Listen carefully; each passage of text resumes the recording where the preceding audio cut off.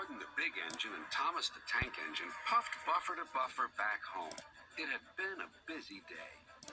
First, Thomas had teased Gordon about the time that the big engine had slid into a ditch.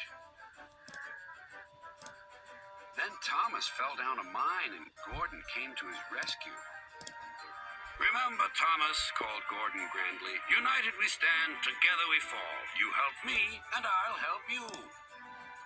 "I'll remember," replied Thomas, "but I hope Sir Topham Hatt forgives us soon." Suddenly they noticed something.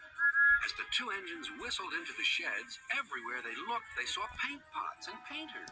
"Bust my buffers," said Thomas. "What's happening?"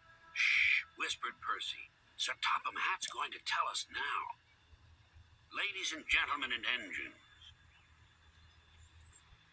I am honored to inform you that Her Majesty the Queen herself is coming here to visit us. Now, on with the preparations." The engines wondered who would pull the royal train. "I'm too old to pull important trains," said Edward. "I'm in disgrace," sighed Gordon. "He'll choose me, of course," boasted James. "You," snorted Henry, "you can't climb hills." "He will ask me to pull the train, and I'll have a new coat of paint." Then the rain came. Henry's driver and fireman covered up their cab to keep dry. A painter was on the ladder above the line. Henry's smoke blew high into the air. The painter couldn't see. Both he and the paint pot fell all over Henry. Poor Henry. "Well, you're not a pretty picture," sneered the painter. Sir Topham Hatt spoke next. "You look like an iced cake, Henry. That won't do for the royal train. I must make other arrangements."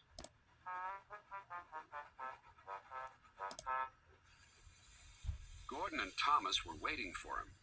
Please, sir. "One at a time," replied Sir Topham Hatt. "Yes, Gordon? May Thomas have his branch line again?"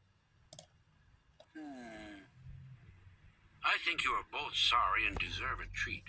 Edward will go in front to clear the line. Thomas will look after the coaches, and Gordon will pull the train."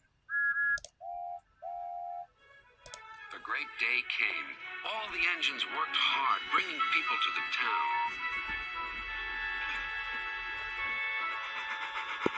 Thomas sorted out their coaches in the yard.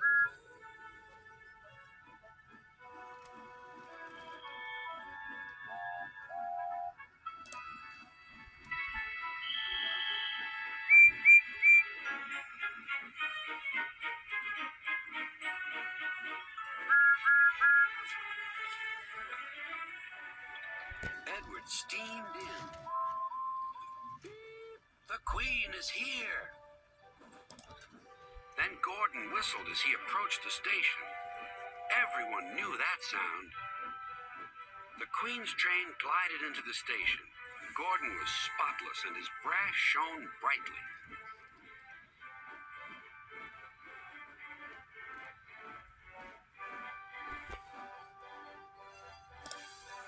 Sir Topham Hatt stood to attention.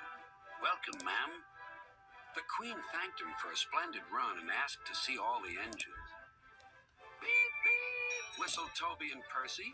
"Shh," hissed Henry and James.